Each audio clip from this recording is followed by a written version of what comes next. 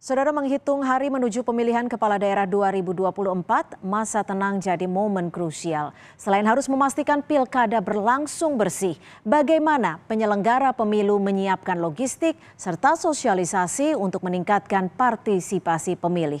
Lengkapnya dalam catatan Kompas TV berikut ini. Memasuki Minggu Tenang Pilkada Serentak 2024, alat peraga kampanye di seluruh daerah diturunkan tim gabungan yang terdiri dari KPU, Bawaslu, TNI, Polri hingga unsur pemerintah daerah. Di Solo, Jawa Tengah misalnya, di hari pertama masa tenang, penyisiran dan pencopotan alat peraga kampanye dilakukan di 5 kecamatan secara serentak. Penertiban akan dikebut dengan target hari Senin sudah bersih dari APK. Hampir 1.000 alat peraga ditertibkan di hari pertama ini. Semua APK maupun atribut yang lain harus ditertibkan dan dibersihkan hari ini. Semua, baik itu yang melanggar atau tidak melanggar, itu semua ditertibkan. Setelah apa langsung kita instruksikan di masing-masing kelurahan sampai di TPS, di lokasi TPS. Itu nanti ada dari KPU, dari PPK, kemudian dari PPS dan KPPS juga akan dilibatkan. Jadi semua stakeholder akan dilibatkan untuk membersihkan. Semoga hari ini selesai, kalau tidak dilanjut besok. Begitu pula di Jakarta, salah satunya di kawasan Palmerah, Jakarta Barat. Satuan Polisi Pamong Praja menyisir spanduk, banner hingga bendera sebagai lanjutan dari pembersihan APK yang telah dilakukan serentak pada pukul 12 malam. Tak hanya pembersihan peraga kampanye, pendistribusian logistik pilkada jadi hal krusial.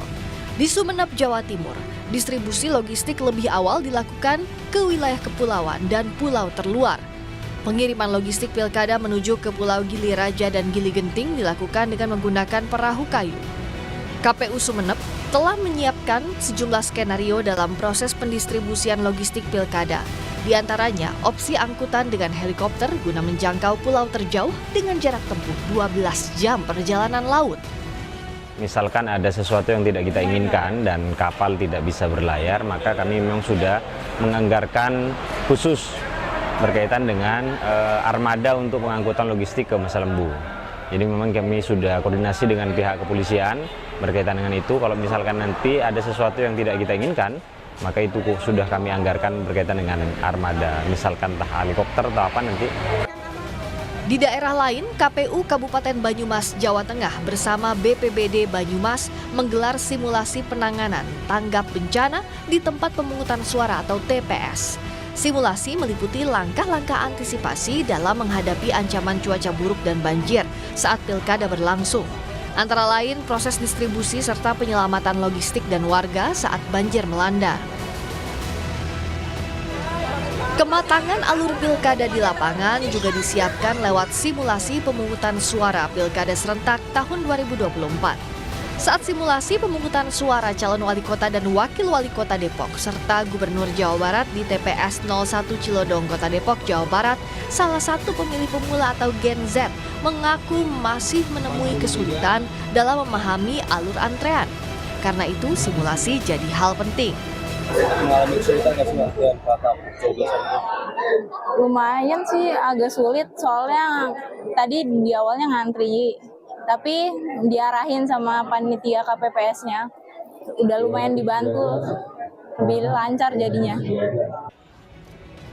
Selain kesiapan logistik hingga simulasi, publik harus sama-sama mengawasi jalannya pemilu dapat menjunjung tinggi asas langsung, umum, bebas, rahasia, jujur, dan adil. Tim Liputan, Kompas TV.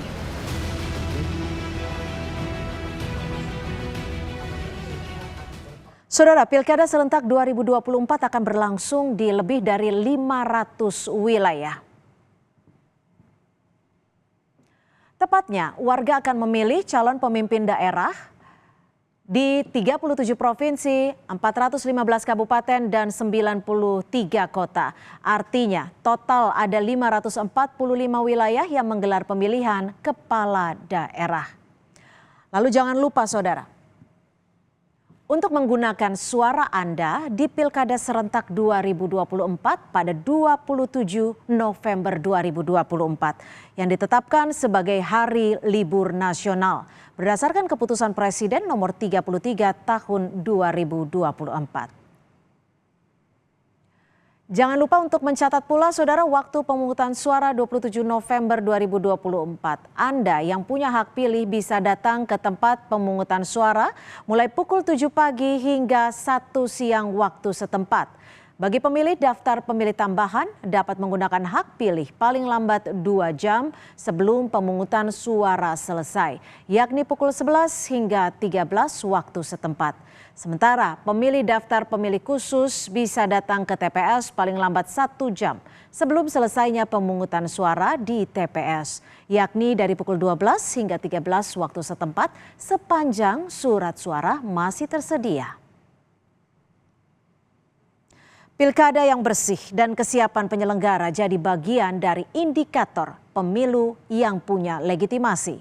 Di masa tenang, pemilih akan berpikir keras soal sosok pemimpin daerah yang akan dicoblos di surat suara 27 November mendatang. Dengan berbagai strategi paslon termasuk endorsement dari berbagai tokoh, selama kampanye kita kawal pilkada serentak yang bersih tanpa intervensi terhadap penyelenggara pemilu maupun aparat. KPU sebagai penyelenggara juga harus menyiapkan logistik dan memaksimalkan sosialisasi pilkada serentak untuk meningkatkan partisipasi pemilih, terutama pemilih pemula, salah satunya dengan perekaman data KTP elektronik. Demikian catatan Kompas TV kali ini, kita jumpa lagi pekan depan.